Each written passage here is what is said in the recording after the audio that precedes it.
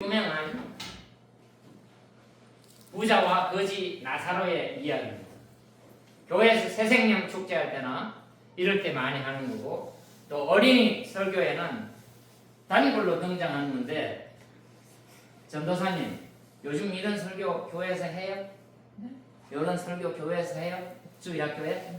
우리 전도사님이거든요. 주일학교에서 이게 합니까? 요즘 이 설교 잘 안 해요. 이 말씀을 듣기 전에 제가 시가 하나 참 좋은 게 있어서 한번 읽어볼 테니까 한번 들어보세요. 내어주기. 제목이 내어주기. 나를 내어준단 말이죠. 이름은 김승이라는 사람이 있었는데, 빈손이 없다. 사랑을 받으려고 해도 빈손이 없어 받지 못했다. 한 손엔 미움, 한 손엔 슬픔. 받을 손이 없었다. 사랑하지 못했고 사랑받지 못했다. 이게 한 단락입니다. 두 번째 단락 한번 더 보니까, 언제나 가시에 찔리고 있었다. 온 손이 가시에 찔려 불 붙은 듯 뜨거울 때 사랑을 주려고 해도 손이 아파 주지 못했다. 가시를 오래 쥐고 있어 칼이 되었고, 미움을 오래 들고 있어 돌이 되었다. 칼과 돌을 내려놓지 못해 사랑도 받을 손이 없었다. 조금 긴데요. 마지막으로 한 단락만 더 하고, 내어버려라. 나무가 가을을 우수수 내려놓듯 내 칼을 내 돌을 내어버려라. 내어주어라. 십자가에서 온몸의 피를 다 쏟아내셨듯 내 안에 따스한 심장의 한 방울까지 다 내어주어라. 무슨 말입니까? 용서하라는 말도 있고, 미운 사람들 많이 있죠? 우리 마음속에 한두 사람이 있을 수 있습니다. 목사에게는 미운 사람이 있을까요? 없을까요? 한기정 형님, 저한테는 미운 사람이 있을까요? 없을까요? 대답 잘해야 되는데 없겠죠. 없을 수가 없죠. 네? 없을 수가 없겠죠. 저한테 미운 사람이 있을까요? 없을까요? 없어요. 없어야죠. 없어야죠. 목사한테 지금 설교하는데 없어야죠. 없을 수가 없겠죠. 짧게는 있었던 적이 많았어요. 네, 정말 없어야죠. 거의 없습니다. 복음을 전해야 되니까 웬만하면 참고 내려놓고 용서를 구하고, 혹시 이 시간 나한테도 좀 잘해라 이런 사람 있으시면 용서하시고 제가 잘할 테니까, 네, 잘 지내봅시다. 네, 잘 지내야 돼요. 아버님한테 아까 여쭤보려고 우리 아버지가 여쭈셨어요. 며칠 뒤에. 아, 예. 위관귀천. 아버지, 위관귀천 무슨 말이에요? 이거 무슨 자를 알려드려야 되는데. 위관귀천, 이 글이 작아서 안 보여요. 위관귀천.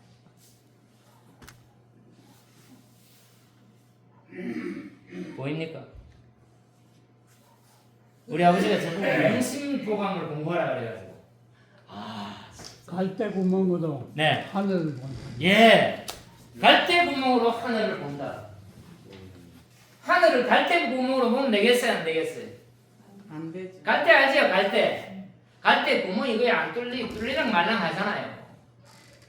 하늘을 보는데 그런 갈대 구멍으로 보지 말라는 거예요. 한번 시사하는 바가 많아요. 그러니 사람을 볼 때 갈대 구멍으로 보지 맙시다. 하늘을 볼 때 툭 트인 하늘을, 제가 강아지 몇 마리 데리고 제가 산에 올라가면 뻥 뚫리는데 얼마나 좋은지 몰라요. 좁은 마음 갖지 말고 넓은 마음을 우리가 한번 2026년에 가져보기를 주의 이름으로 축원합니다. 오늘 이 나사로 비유는 자칫 잘못하면 착각할 수가 있어요. 나사로라는 거지가 있는데 그 사람은 천국에 갔다 그러고, 이름도 없는 부자는 지옥에 갔다 그래요. 근데 너무너무 대조적이에요.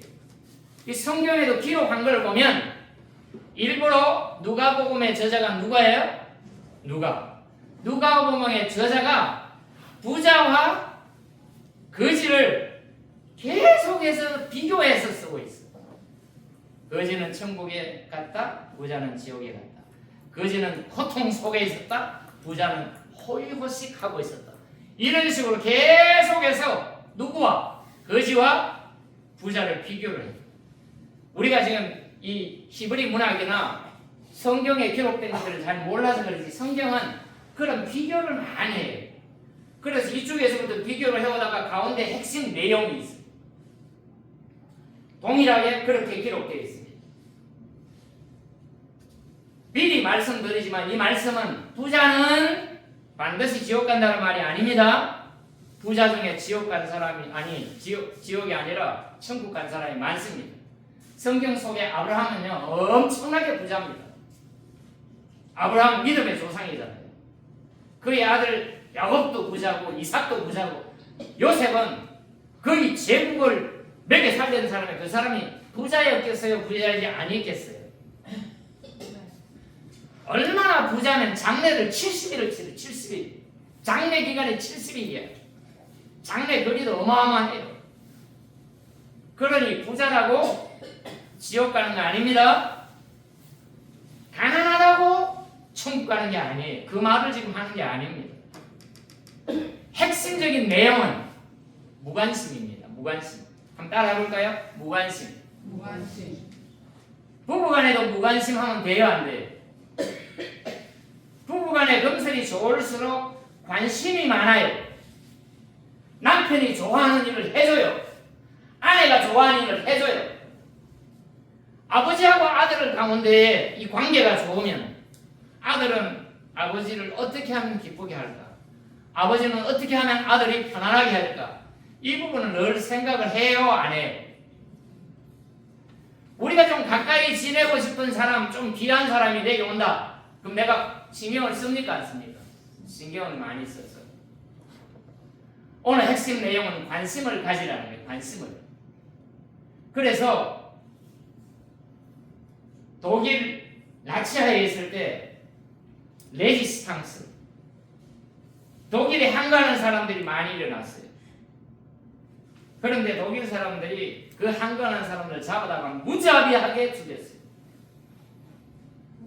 항거하지 않는 사람들도 정권을 유지하기 위해서 타겟으로 잡은 게 유태인이잖아요. 그래서 아우슈비츠 강도 그 수용소에다가 600만을 갖다가 죽이는 거예요. 사람을 죽이는데 일부러 열차도 없는 곳에 사람을 죽이려고 수용소에 열차를 일부러 놨어요. 열차로 600만이 들어와야 되니까. 죽인 사람만 600만이니까. 그래서 쭉 들어오면 거기에 이 감독관들이 딱 서가지고 두 줄로 딱 세워요. 이쪽으로 이쪽으로 줄을 딱 세워요.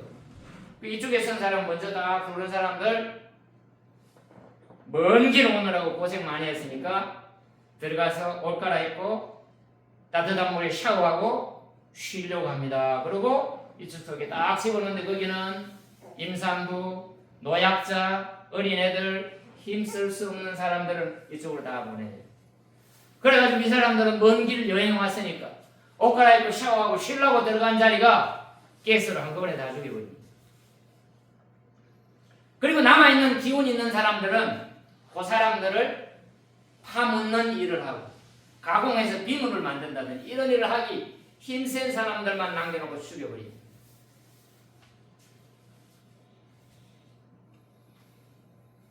그런데 그런 사람들한테 한거를 합니까? 안 합니까? 한거를 하죠. 우리나라도 유명한 사람이 보네프라는 사람, 미친 운전수에게 버스를 맡길 수 없다. 운전수를 끌어내야 되는데 이런 말을 우리 하고 그러잖아요. 그래서 그래서 잡혀왔어.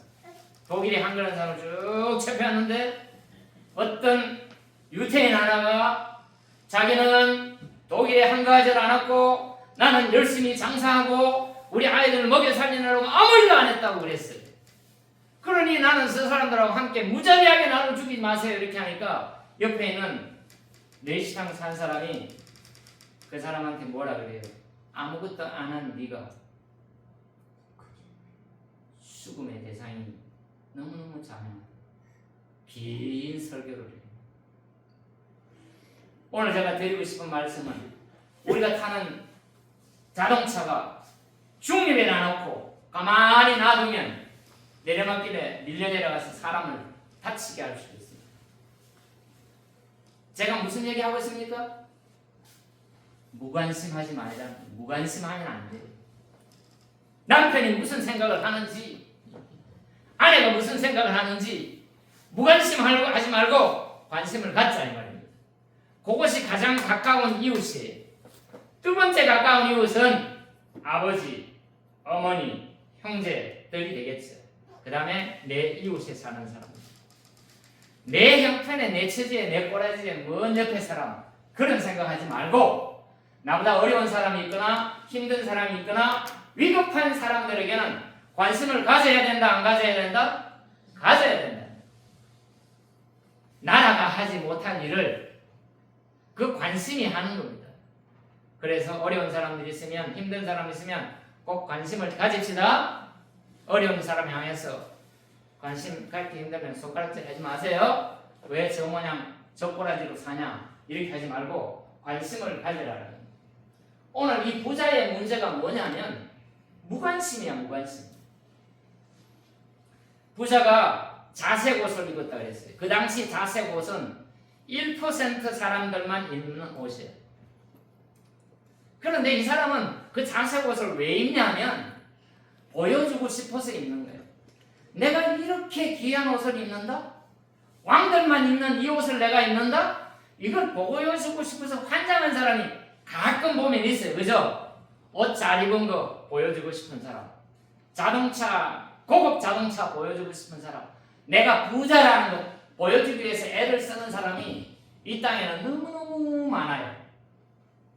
오늘 어린이 설교할 때 얘기했지만 사람들이 유명해지려고 엄청나게 애를 쓰는 것은 제가 볼 때는 주의하세요.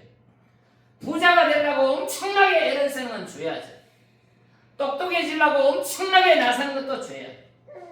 자기 일을 열심히 하다 보니까 부자가 되고 자기 일이 최선을 다해서 하다 보니까 유명해지고 이거는 좋은데 인위적으로 인기를 끌어올리고 잘 살라고 애를 쓰다 보니까 남을 짓밟을 수밖에 없는 거예요. 수단과 방법을 가리지 않는 일들이 벌어집니다. 무관심을 뛰어넘어서 그것은 엄청난 죄악을 양산하게 되는 거죠. 그런데 이 부자는 자색 옷을 입고 그 다음에 속옷이 뭐가 입었는지 또 그걸 그렇게 보여주고 싶은 나이. 내가 알기로는 이 남자인데 저 이집트에서 고운 배옷, 이 고운 배옷이 그 당시 제가 알아보니까 얼마나 비싼지 순금보다 더 비싸. 순금보다 더 비싼 이 고운 배옷을 입고 날마다 잔치를 벌이는 거예요. 근데 그 잔치집 앞에는 누가 누워 있어요? 예수님의 설교 예화 중에 사람들의 이름을 붙인 적이 한 번도 없어요. 그렇게 많은 예화 중에 선한 사마리아인의 예화라든지 예수님이 많은 달란트 예화나 이런 예화 중에 이름을 붙인 사람은 거지 나사로. 이 나사로 한 사람만 하나님의 은총을 받는 자, 하나님의 도움을 받는 자라는 이름만 딱 하나 암시해놨어요. 그런데 하나님의 은총을 받은 그 사람이 지금 문간에 앉아있는데 수많은 음식들이 들락날락하면서 이 부자는 자기를 과시하고 자기를 보여주고 자기가 높아지고 명상이 떨쳐지고 이런 걸 바라면서 계속해서 잔치를 하는데 그 문간에 앉아가지고 부스러기를, 오늘 성경은 조금 다르게 돼 있어요. 부스러기를 먹고 싶으나 이렇게 돼 있어요. 개역개정. 부스러기를 먹고 싶으나 이런 말 중에 우리가 있었던 얘기가 탕자가 아버지 집을 나가가지고 배를 채우고 싶으나 돼지밥도 먹을 밥이 없더라. 요하고 동일한 단어가 사용됐어요. 부잣집에 들락날락하면서 사내진미가 왔다 갔다 하는 그 부스러기를 먹고 싶어서나 먹을 수가 있었다 없었다? 없었어요. 누구 무관심 때문에? 부자의 무관심 때문에 먹지를 못했어요. 그리고 동일하게 장례를 치릅니다. 우리가 세상을 살아가면서 너무너무 공평한 것 중에 너 나 없이 빈부귀하 귀천 없이 공평한 것이 있는데 그것이 뭐냐? 동일하게 죽는다는 거예요. 가난한 사람도 죽고 부자도 죽고 이름 없이 필부 필남도 죽고 아무리 유명한 사람도 죽는다는 거예요. 이 공평함 앞에, 이 하나님의 엄한 공평함 앞에 그것을 거스리는 사람은 아무도 없어요. 대조합니다. 거지 나사로도 죽고 부자도 죽어요. 거지 나사로는 죽어서 오늘 조상이라고 표현했는데 아버지 아브라함한테 안겨 있어요. 그런데 가만보니까 이 부자도 아브라함의 자손이야. 유대인이야. 그러니까 율법을 다 알았을 것이야. 성경을 다 알았을 것이야. 그런데도 일주일에 한 번은 예배를 드려야 되는데 매일 잔치를 하면 자기도 예배 안 드리고 그에 동원된 사람도 예배 드리겠습니까? 그 잔치 속에 있는 거예요. 그런데 한 사람은 죽어서 아브라함의 품에 안겨서 천국에 있어요. 한 사람은 죽어서 지옥에 가가지고 불구덩이 속에 있어요. 너무너무 뜨거우니까 견딜 수가 없어요. 돈 있는 사람이 자기도 모르게 갑질하는 거 알아요? 돈 좀 있는 사람은 없는 사람 뭐 밥 한 그릇 사줬다고 여사로 심부름 시키잖아요. 이것도 시키고 저것도 시키고. 여러분들 중에 그런 갑질을 하지 말기를 원합니다. 형님 눈 감으셨어요? 주무세요? 집 주무시면 안 돼.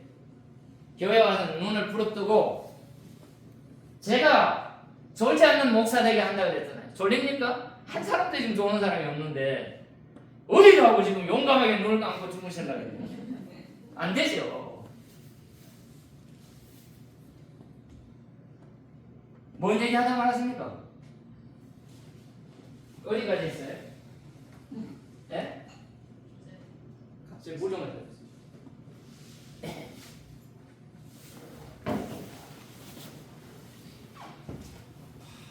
똑같이 죽는. 부자가 돈 있는 사람이 여사로 없는 사람들은 밥 한 그릇 사주고 조금 신세했다고 심부름을 막 시키는 거예요. 그러면 심부름 막 시키면 노 하면 되는데 노를 못 하는 거예요. 좀 더 얻어먹어야 되니까. 그것 때문에 못 하는 거예요. 여러분들 중에는 그런 일이 절대로 없기를 주의 이름으로 축원합니다. 내가 100%도 함부로 심부름 시키지 마요. 오늘 부자가 이 짓을 한다니까. 지금 완전히 형편이 바뀌었어요. 완전히 역전됐어요. 한 사람은 지금 어디 가 있고 아브라함의 품에 천국에 가서 천국과 지옥을 한번 생각해 보세요. 완전히 바뀌었는데 아무런 생각 없이 아버지 아브라함이 저 나사로를 시켜서 물 한 방울만 찍어다가 내 혀에 좀 떨어뜨려 주세요. 심부름 시키려고 그래. 그래 안 그래? 부자가 지금 그런다니까.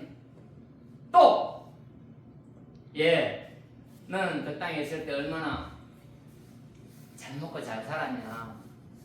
그런데 나사로는 얼마나 고통족이 있냐. 그래서 지금 나사로는 여기 와 쉬고 있고 너는 고통을 받는 거야. 이렇게 얘기를 해줘. 그랬더니 그러면 아버지 아브라함이 오늘 조상이라고 되겠지만 다른 성경에는 다 아버지 아브라함이요. 저 나사로를 우리 집에 좀 심부름 보내가지고 내 형제 5이 있는데 그 사람들한테 가가지고 제발 하나님 잘 믿고 여기는 올 곳이 못 되니까 여기 좀 안 오게 심부름 좀 보내라 그래. 나사로가 뭐라 그랬을까? 내가 뭐 때문에 네 말을 듣냐? 너 어디까지 내가 왜 가냐? 아무런 얘기를 안 해. 성경에 보면 거지 나사로는 아무런 얘기를 안 해. 그 얘기를 누가 대신합니까? 아브라함이. 정말 상냥하게 얘기를 다 해줍니다. 그들에게 갈 필요가 없다. 그들은 이미 그들에게는 뭐가 있다? 예언자들과 율법서가 있다. 다시 말하면 기록된 모세오경 성경이 있는데 그 성경으로 충분히 그들이 믿을 것 같으면 믿는다.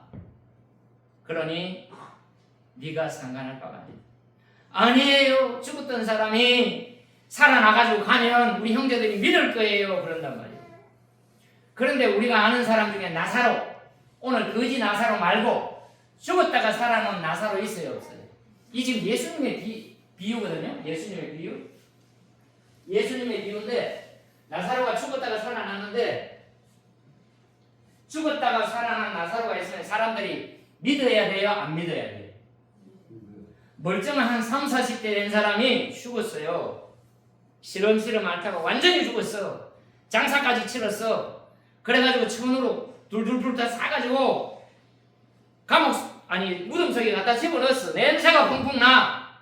그런데 그 사람이 이 배가 묶여지는 사이로 나왔으니까 거의 강시야. 우리 영화에 뭐 그냥 걸어 나온 게 아니고 이게 다 묶었는데. 그래 예수님이 뭐라 그래요? 죽은 사람 살려가 나오니까 묶은 것을 풀어주라 그러냐. 배를 풀어주라. 그러니까 그렇게 쫓아나왔을 거예요. 죽은 사람이. 죽어서 냄새가 난 사람이 그렇게 쫓아나왔을 거라고 이렇게. 그러면 그거 보고 믿어야 돼요? 안 믿어야 돼요? 사실 많은 사람이 믿었어요. 너무 많이 믿었어요. 죽은 사람이 와서 믿으니까 이거 잘못하면 전부 예수님 편에 다 돌아가게 생겼어요. 그래서 바리새인들이 긴장을 해가지고 살아난 나사로도 죽이고 이 예수님의 하늘 찌르는 명성을 떨어뜨리려고 그런 수작을 부렸다 그 말이에요. 그럼 나머지 유대인들은 그거 믿어야 돼요? 안 믿어야 돼요? 사람이 죽었다가 살아났는데 믿어야 돼요? 안 믿어야 돼요? 안 믿는다. 그러니까 사람이 아무리 큰 기적을 일으켜도 안 믿을 사람은 안 믿어요. 특히 그 마음이 악한 사람, 그 마음에 두지 않기로 한 사람은 안 믿어요. 3월 첫째 주에 성찬식 예배를 드려야 되는데 이렇게까지 설교를 해놨는데 하나님의 말씀을 안 받아들였어요. 목사의 마음이 근심이 돼서 성찬식 못하고 예찬식으로 바꾸는 일이 없도록 일주일 동안 저는 하나님이 안 믿어지는데 내 마음 속에 하나님 믿어지도록 은혜를 주세요. 이렇게 기도하고 그날 성찬식 할 때 예수 믿는 사람 손 드세요. 그런다 손을 들어야 되는데 손 안 들고 쭈물쭈물하고 뒤에 옆에 쳐다보고 이러면 안 됩니다. 하나님을 믿는 것은 기적으로 믿는 게 아니에요. 내 마음으로 받아들이는 거예요. 그리고 하나님의 말씀 때문에 믿는 거예요. 그리고 예수님이 당신하고 동일한 보혜사 성령님을 우리 속에 보내주셔서 그분이 오셔서 우리를 믿게 하는 겁니다. 의에 대하여, 죄에 대하여, 심판에 대하여 주님이 가르쳐 주는 거예요. 그러니까 우리가 성경을 그렇게 읽는 겁니다. 하나님의 말씀을 그래서 읽는 거예요. 이해를 가든 이해가 가지 않든 읽으세요. 제가 아는 장로님 중에 한 분이 박효진 장로라는 분이 있어요. 박효진 장로 아는 분 한번 손 들어보세요. 아무도 몰라요. 엄청나게 유명한 분인데 박효진 장로라는 분 모르세요? 얘기를 좀 하도록 하겠습니다. 박효진 장로라는 분이 저 경상도 어디 사람인데 아마 우리 장인 어른보다도 더 우리 사장님 주무시는 아버지 주무세요? 박효진 장로라는 사람이 있는데 아버지 이상으로 제사 열심히 드리고 유교에 완전히 심취해가지고 종갓집 멧돼손 장남이에요. 박효진 장로라는 사람. 제사가 41번 있대. 제사가 41번 있대. 아버지 제사 많이 지날 때 1년에 몇 번? 한 10번. 10번. 그래도 많다 그러더라고. 41번에 종갓집 자손이라 제사가 41번이야. 이게 어느 정도냐면 우리 일주일에 한 번씩 예배 드리잖아요. 1년이 52주야. 52주인데 41번이면 가끔 주일날 한 번 빠지고 매일 안 빠지고 교회 나온 사람하고 같아. 41번 예배를 드리는 집에 이 박효진 그때는 장로가 아니죠. 예수도 안 믿는 사람이니까. 예수 믿는 사람 딱 보면 36이래. 36. 그 36이 뭐냐? 3일 동안 재수가 없고 6일 동안 밥 마셨다라는 거예요. 자기 나름대로 맺는 게 36일. 예수 믿는 사람 딱 보면 진짜 재수 없다. 밥맛도 없고. 그런데 결혼을 했는데 아내가 예수 믿는지 알았냐 그랬더니 몰랐죠. 알았으면 내가 예수 믿겠습니까? 예수 믿는 사람 재수 없는 사람인데. 그런데 이 부인이 남편이 좋으니까 어디 부산에 어디 그 시청의 공무원이었는데 나중에 시험을 봐가지고 이유가 있어서 교도관이 됐어요. 교도 간부 시험을 보면 집에서 아버지는 제사 안 지내면 까부러지고 며느리는 제사를 안 지내겠다고. 그 제사를 안 지내게 된 배경은 예수를 믿다가 남편을 잘 만나가지고 그냥 손 틀고 잊어버리고 살지 뭐 그러고 시집 가가지고 잘 사는데 어느 날 잠을 자는데 교회 종소리 있죠. 옛날이니까 교회 종소리가 땡땡 울리는데 그 잠에 그 소리에 잠을 깼는지 비몽사몽간에 하나님의 음성이 들리는데 너는 나를 버렸지 나는 너를 절대로 안 버렸다. 하나님의 음성이 들리거든요. 그래가지고 거기로부터 교회 가기로 선언을 하는 거예요. 남편한테 선언하고 시아버지 시어머니한테 나 교회 가야 됩니다. 선언하고 종갓집 큰 며느리가 제사도 안 가고 교회를 간다니까 문중이 들썩들썩했다. 문중이 들썩들썩. 그런데 뭐 요지부동이니까. 그래서 시아버지 시어머니 야 안 되겠다. 아들한테 한 명 이혼해라. 내가 용납을 못한다. 이혼해라. 그런데 며느리가 시아버지 시어머니한테 아버지 어머니 제가 교회는 절대로 나가야 됩니다. 그리고 저는 예수 믿기 때문에 하나님이 짝지어준 신랑하고 절대로 헤어질 수 없습니다. 이거 완전 배째라고 나가는 거예요. 배째라고. 그래가지고 남편이 아버지 엄마 쳐다보면 그렇고 또 아내 쳐다보면 아내를 굉장히 사랑해요. 그래가지고 갈등하다가 내가 십자가를 지어야 되겠다 그래서 아버지 엄마를 찾아가서 아버지 어머니 제가 교회를 나가겠습니다. 이렇게 얘기하는 거예요. 그러니까 아버지 어머니가 벌떡 뒤집어진 거예요. 놀랄 게 아니고요. 아내를 교회를 못 나가게 하려면 교회의 잘못된 비리, 잘못 가르치는 거 이런 걸 내가 다 알아와서 내 아내를 설득할 테니까 아버지 조금만 기다리세요. 이렇게 교회를 시작한 거예요. 그랬더니 시아버지 시어머니가 그럼 한번 가서 잘해봐라. 이래 갔는데 한 번 지나고 두 번 지나고 또 지나도 교회만 계속까지 변화가 없으니까 그 시아버지 시엄마가 너 잘못된 거 아니야? 그랬더니 자기가 봐도 이 엉거주춤한 게 교회를 믿는 것도 아니고 마누라 때문에 교회 따라 나가는데 비리가 조사되는 것도 아니고 잘못된 것도 안 보이고 그래가지고 공무원 이렇게 하다가 교도관 간부 시험을 보면 전국을 옮겨다니면서 이렇게 하니까 아하 요 교도관이 되면 내가 합법적으로 독립을 할 수 있겠다. 그걸 이제 아내한테 상의를 했더니 아내가 너무 좋아가지고 그때부터는 잠을 안 재우고 공부를 시키더래요. 살라 그러면 꼬집어 뜯고 좋은 거 다 먹여가면서 잠을 안 재우고 공부를 시켜가지고 간부 후보상에 됐을까요? 안 됐을까요? 됐어. 그래서 이 사람이 교도관 교도소에 들어가면 소장님이 있고 소장 바로 밑에 그 교도 간부가 돼요. 그래서 전국 이 감옥소를 다 다녀요. 우리나라는 1997년 문민정부 때 마지막 사형 집행을 했어요. 23명을 사형 집행을 했어요. 그 이후에는 아직까지는 지금 우리나라 사형수 사형 시키려고 대기시킨 사람이 59명 정도 있어요. 어떤 인터넷 보니까 57명이 지금 59명이 있어요. 특별 대우를 해줍니다. 특별 대우. 그 간증을 하는 걸 제가 들었어요. 기가 막힌 수많은 간증들이 있는데 그 중에 용필이라는 애가 있는데 용필 가명 용필 용필이가 완전히 절벽이에요. 전도를 아무리 해도 안 되고 교도관한테 잘못 보이면 특히 저는 몰랐는데 그분 얘기하면 청송교도소가 가장 흉악범들이 많아요. 청송교도소.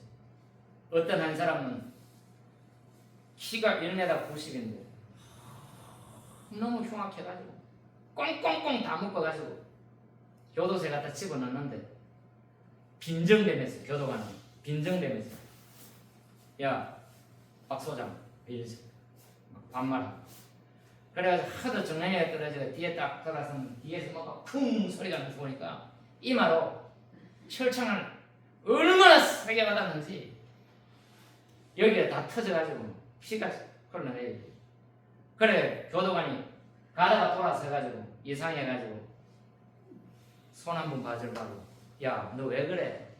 그래가 철창 안에 이렇게 쳐다봤더니 여기 흘러내린 거 터진 거 이 입속에 있던 갖고 있던 걸 확 교도관한테 뱉어버리니까 아무리 예수를 잘 믿는 소장이라도 꼭지가 돌겠어요 안 돌겠어요? 막 순간적으로 갈등을 하는데 진짜 하나님의 음성이 들리더래요. 도진아 참아라. 그래가지고 참아가지고 그 사람을 잘해서 전도를 해가지고 지금은 저 부산 어디에서 횟집을 해가지고 애 불러놓고 잘 산대. 그런 사람 전도에서 전도사가 된 사람인데 제일 마지막 사형수 이 용필이 이 20대 청년인데 난공불락이에요 이 사람이. 그런데 이 박효진이라는 장로가 아이고 저런 인간 말종은 아예 버린 놈일 거야. 그걸 아예 전도할 생각도 안 하고 너 아무한테 함부로 하고 시비 붙고 교도관을 갖다가 어디 가다가 이 원래 이게 다 먹고 다니는 형학범들은 사형수들은 기회가 있는데 어디서 뭘 집어가가지고 교도관 뒤통수를 탁 쳐가지고 그냥 박살을 내놓은 이런 사람인데 그 사람을 사형언도를 갖고 와가지고 그냥 지나가는 말로 예수 믿으라고 그랬는데 처음에 피식 웃다가 응격길에 이렇게 하다가 조금씩 관심을 가져서 용필아 하나님 믿어야지. 내가 너 같은 사람 흉악범들 엄청나게 많이 봤는데 그래도 예수 많이 믿었어. 용필아 사람이 돼야지. 하나님 믿어야지. 네가 만약에 예수를 잘 믿으면 내가 아는 부잣집 장모한테 지켜가지고 너 영친금도 빵빵하게 넣어주고 네 후견은 돼서 네가 언제 사형 집행될지는 모르겠지만 그동안은 잘 해줄게. 이랬더니 싹 폼을 잡더니 탁 제끼더니 한번 해볼까? 영치금이 그렇게 부족하더라고요. 그래 성경을 좋은 거 사주면 이 성경을 봤는데 그래 툭 틀어가지고 요거 뭐하고 바꿀까? 이 성경을 비싼 거 사주면 돈이 되니까 이거 가지고 이제 생필품 바꾸고 이런 물물교환을 쉬는 시간에 한다는 거예요. 근데 그 용필이라는 사람이 그렇게 해서 예수를 믿는 척 했는데 그때 당시 이 소장이 누워가가지고 복음을 제대로 안 전했는데 갑자기 사형집행 이게 탁 떨어진 거예요. 이걸 아무도 모르거든. 그러니까 가슴이 털컥 내려앉는 거예요. 내일 오전에 사형집행 23명 한다. 그게 언제냐? 김영삼 대통령 IMF 딱 터지고 나서 관심을 그리 돌리려고 했는지 23명, 우린 기억 못하잖아. 23명 사형 집행을 하는 그 속에 용필이라는 사람이 들어요. 온갖 토해하고 이게 이 복음이 추천한 이분이 내가 저한테는 제대로 안 되냈는데 시간이 없는데 큰일 났다고 해서 안절부절 못하고 사형 집행장에 와서 소장이 딱 앉아있고 교도관 수십 명이 여기 쭉 보여서 앉았는데 지하에서 계단을 걸어서 1층으로 올라오는데 그 20대 된 애가 새파란 애가 얼굴이 완전히 일그러져 가지고 이게 무슨 풍을 맞은 사람도 아니고 침을 질질 흘리면서 사람이 멘붕이 돼가지고 악을 쓰면서 안 올라오려고 그 계단 하나하나가 교도소 계단 사형장으로 올라오는 한 계단 한 계단이 이게 보통 신상한 게 아닌데 그래가지고 올라와가지고 억지로 몇 명이 뿔터가지고 끌어앉혀가지고 여기 앉으면 소장이 이제 마지막 이름이 뭐냐 이런 걸 묻는 거예요. 묻는데 대답도 안 하고 멘붕이 온 거예요. 그래 어떤 사람은 거기서 대소변도 보면 그 대소변 본 채로 교수형을 치르는 게 아니라 옷을 다 갈아입힌대. 그 너무 멘붕이 오니까 대소변을 안 봐가지고 소장이 이 상태로는 신문이 불가하니 사형집행 이렇게 딱 되니까 사형집행을 딱 하려고 그러는데 이 박효진 이 장로가 자기의 이 잘못한 이 사람을 전도하지 제대로 못하면 이것 때문에 저렇게 일그러져서 올라온 사람은 한 번도 못 봤다 이거예요. 그래가지고 자기도 모르게 앉아있다가 한 4, 5m 되는 애를 쫓아나가가지고 용필이를 콱 끌어안고 용필아 그러면서 소장을 쳐다보면서 소장님 잠깐만 시간 주시면 안 되겠냐. 용필이 이렇게 보냈습니다. 소장이 사실은 그거 안 한대요. 그런데 말도 안 하고 이렇게 하는데 그래서 용필이를 팍 끌어안고 용필아 너 이렇게 보낼 수 없다. 너 하나님을 믿어야 된다. 그 다음에 교도관들 다 불렀더니 교도관이 10몇 명이 막 붙어가지고 거기를 끌어안고 주여 하고 진풍경으로 막 소리를 지르고 기도가 끝나고 나니까 용필이가 제정신이 들어가요. 교도소장한테 가가지고 소장님 그동안 고생 많이 하셨습니다. 건강 유지하시고 저 때문에 고생 많이 했죠. 저 때문에 저 같은 인간 쓰레기 같은 사람들 좀 도와주세요.